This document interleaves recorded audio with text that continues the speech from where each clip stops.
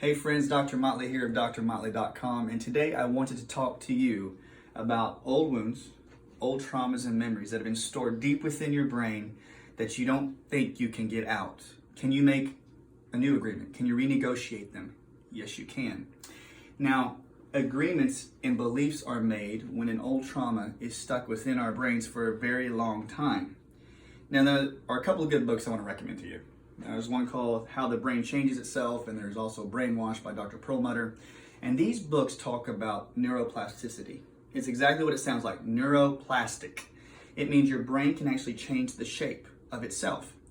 And when we talk about changing shape, we're talking about new nerve pathways. When you experience an old wound, and if it sticks around long enough, without it being processed out, your brain will create a new nerve pathway to carry that specific information, that signal of the old wound. If left untouched, it will build layers and layers of other trauma on top of the original, and it's a hard time to go in and process the old wound. It's just like going to clean an old closet out. We got to get down to the root.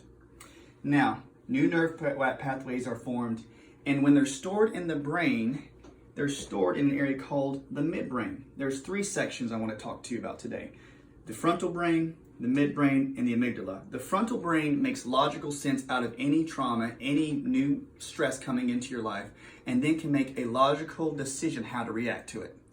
But if you have old trauma or old wound, it's so overwhelming, even at a young age, your brain cannot think of it consciously all day because you'll shut down. So the brain stores it within the midbrain. And it always remembers the sensations you felt at the original time: smell, sight, hearing, taste, vibration, and touch.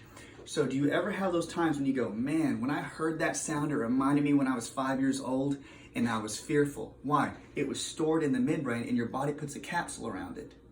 When that occurs, it stimulates the amygdala, which is the threat center. So the amygdala starts to fire and it starts to jostle the brainstem. And the brainstem then starts to tighten up the vagus nerve. The vagus nerve helps you relax. If you have a healthy vagus nerve, you have increased relaxation. If you have a decreased vagus nerve or a stressed vagus nerve, you'll tighten up. That's why when the threat comes in, you go, oh no, what's going on? And you hunch over because you're in stress. Now, to get rid of that stress, you need to drain the midbrain of the memories.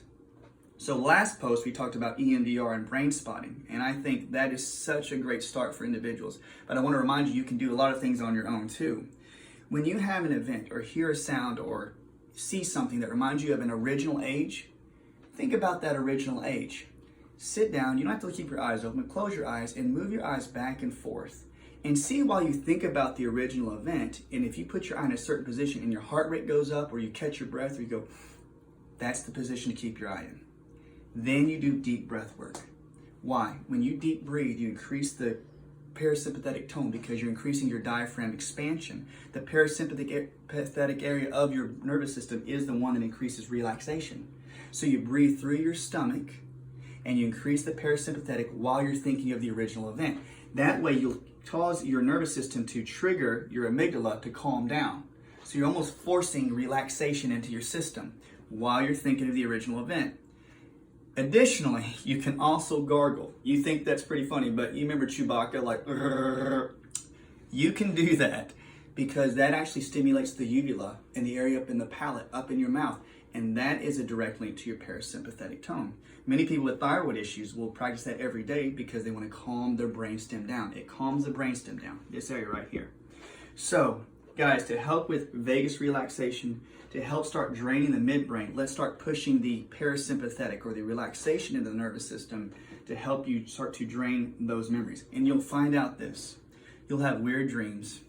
You'll have times when you feel like, I gotta cry. You're gonna have these even toxic release. You'll have detox symptoms. You're like, I have to go to the restroom more. I feel like I'm grouchy today. And be careful of like lunar and sun eclipse because that actually makes it worse. Anyway, I don't know why I said that. But we're going to talk about deep breathing. We're talking about gargling. We're talking about putting your eyes into distortion. Guys, that's a way that you can start clearing out the old wounds in the agreements. Remember, you are sacred. If something sticks around too long, it becomes part of you and you regard it as sacred. The old wound should not be regarded as sacred. You're sacred, but all old wounds need to do is be released. So remember, check it out, try this out. I hope you guys have a great day. I love y'all. Take it easy.